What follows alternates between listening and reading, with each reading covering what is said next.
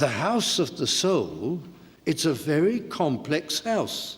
God has given it to you on a kind of rental agreement, a lease. So it's not yours, it never was, to do what you like with. And you probably haven't kept any of the conditions which God has written into the lease. Well, what are the terms of our lease? If this body is lent to me, what are the terms? We're told them. Keep your house spotlessly clean.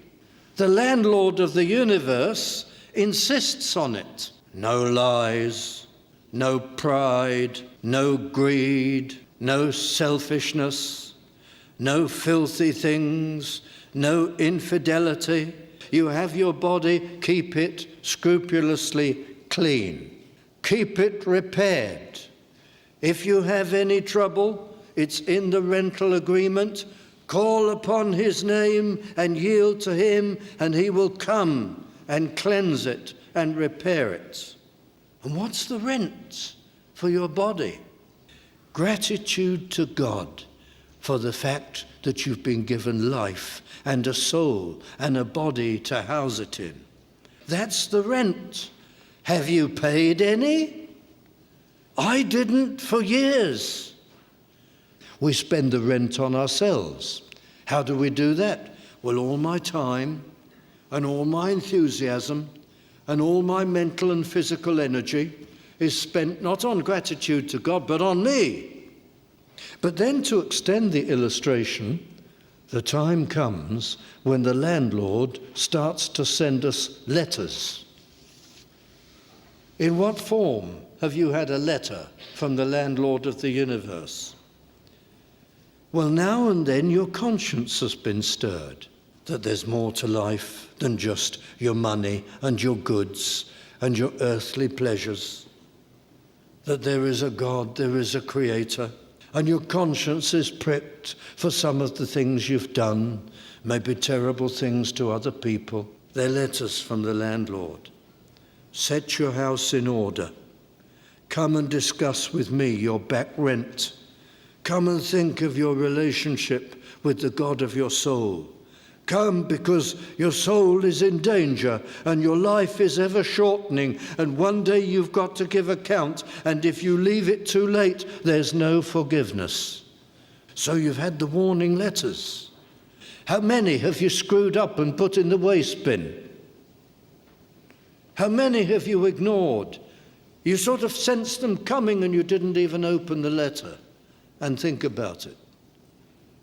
Your body is the house of the soul, and now the dry rot is in, and the cracks are appearing, and the rain comes through the roof, and it's getting worse. You're letting atheism in. You're now critical of God. Your house now is in a terrible state. There's rot everywhere, and there are rats of unbelief and cynicism running about inside you. And then eventually the lights will go out. You're not paying bills. The electricity is cut off. You've become a complete atheist. All spiritual light has been switched off. You're in a hopeless state now. You doubt everything and you believe nothing. You blame the landlord for all your troubles. Dear friends, what hope is there for us? How can you pay all that back rent? How can you ever mend your life and the house of your soul? How can you make up for all the sin and the insults to God, the things you've done, thought, and said? You can't. He is holy. He cannot let us off. He's perfect. He's just.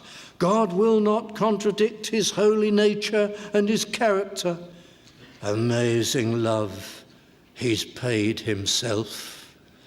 Christ is the lover of lost, sinful human souls. And he's come down from heaven, and then he allowed himself to be arrested and nailed to Calvary's cross.